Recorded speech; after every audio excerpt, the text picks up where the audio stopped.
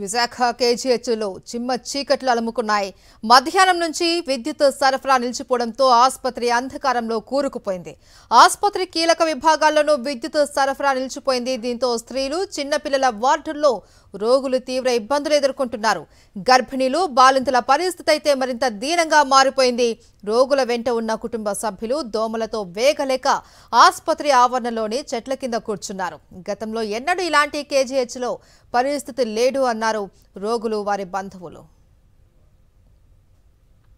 మరింత సమాచారం మా ప్రతినిధి అనిల్ అందిస్తారు.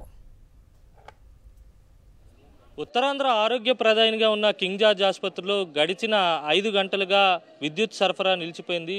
కేజీహెచ్లో ఉన్నటువంటి కీలక విభాగాల్లో పూర్తిగా విద్యుత్కు అంతరాయం కలిగింది. రోగులంతా తీవ్రమైనటువంటి ఇబ్బందులు పడుతున్నారు. మనం విజువల్స్లో చూడొచ్చు.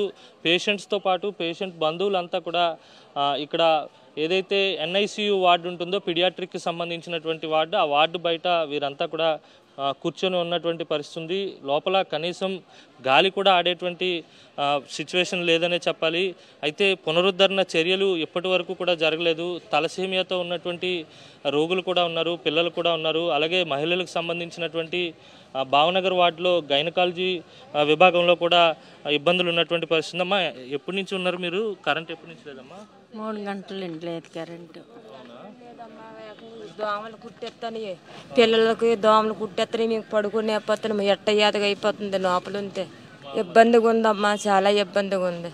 బేబీ అక్కడ జాయిన్ చేసాము, అక్కడ నుండి ఇక్కడ షిఫ్ట్ చేశారు. బేబీకి బాగా చిన్న బాబు ఉన్నాడు, ఏసీలో ఉన్నాడు, ఐసీలే. అంటే వెళ్తురున్నది, ఫ్యాన్లు తిరగట్లేదు. ఇన్వర్టర్లు పెట్టి వెళ్తురున్నది కానీ కరెంట్ లేదు. మిషన్లు పనిచేస్తున్నాయి, ఫ్యాన్లు ఒకటే ఓన్లీ.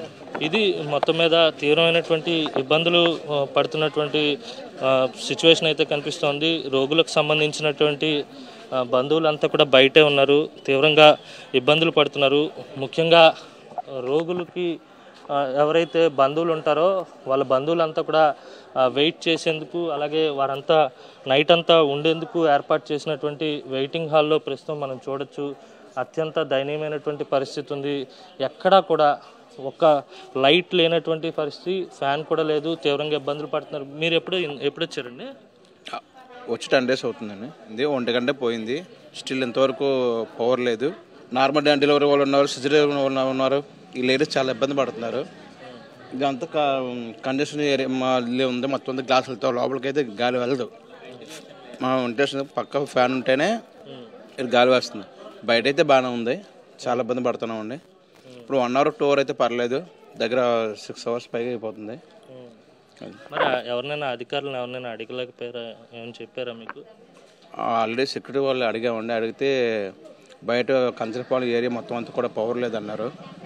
ఇవాళ 15 కేసులు వెళ్ళాయి, మరి ఏంటో ఎవరు పట్టించుకోవట్లేదు. అంటే మీరు అక్కేపాలెం అంటున్నారు కదా, మీది కూడా వైజాగ్లోనే పుట్టి పెరిగారు కదా, ఎప్పుడు ఇలాంటి వైజాగ్ అస్సలు ఎప్పుడు లేదు, నిత్యం ఉండేది. ఈరోజు అస్సలు లేదు కరెంటు.